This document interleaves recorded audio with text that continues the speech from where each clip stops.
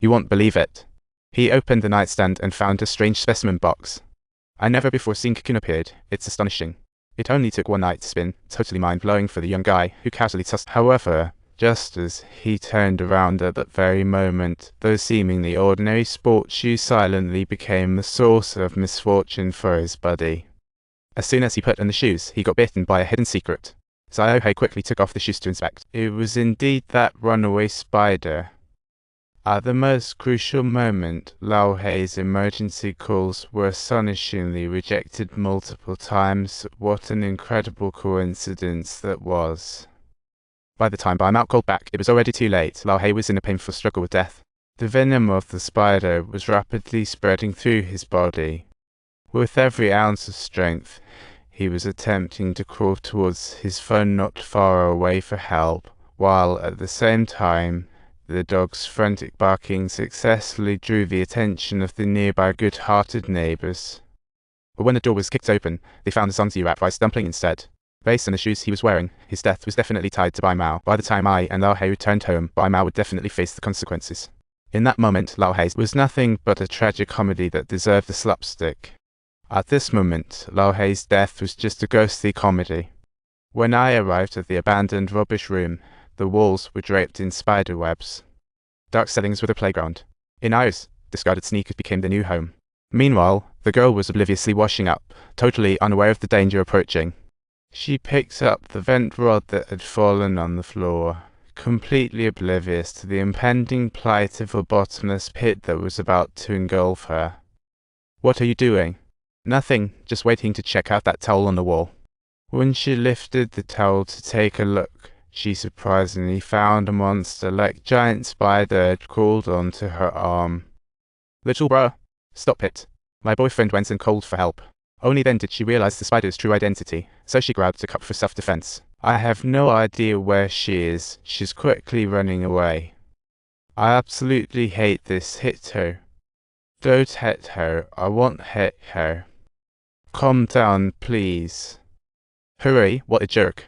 She didn't want the big spider to escape. Her feelings were super mixed. Hearing the commotion, Bai Mao rushed over and advised her friend to calm down and not to freak out. "You had better drop dead, but don't say another word. I'm not hitting her. I'm not an animal.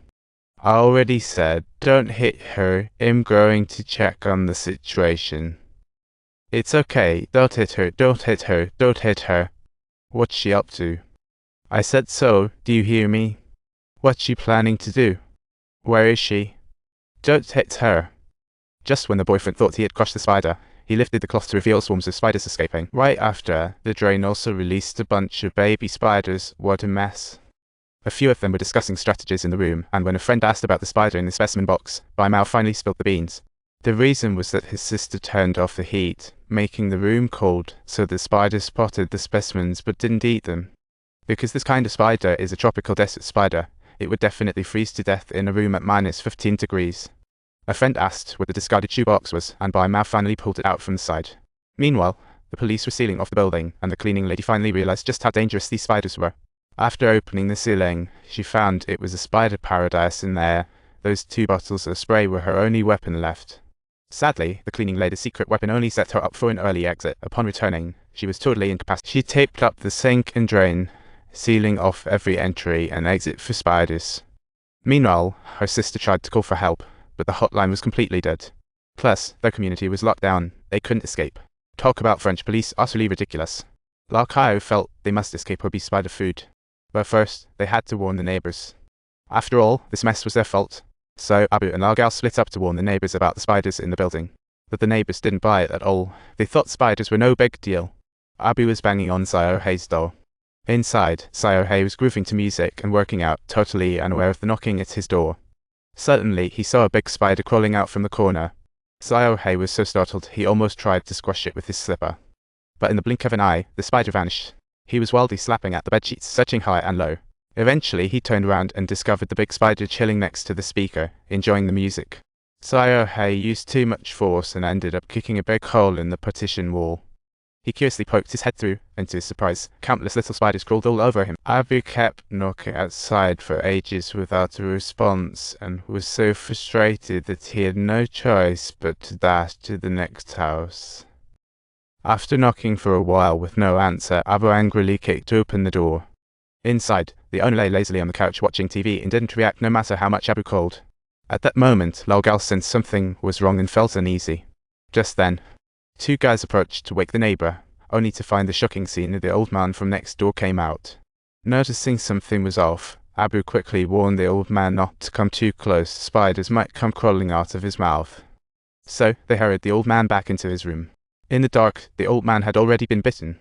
The place was crawling with baby spiders, and the bitten were now the nutritional source for the spider hatchlings. Just like that, the entire community became the spider's readily available take-out menu. Friends, remember to subscribe to my channel. It'll bring you more amazing stories, so don't miss out.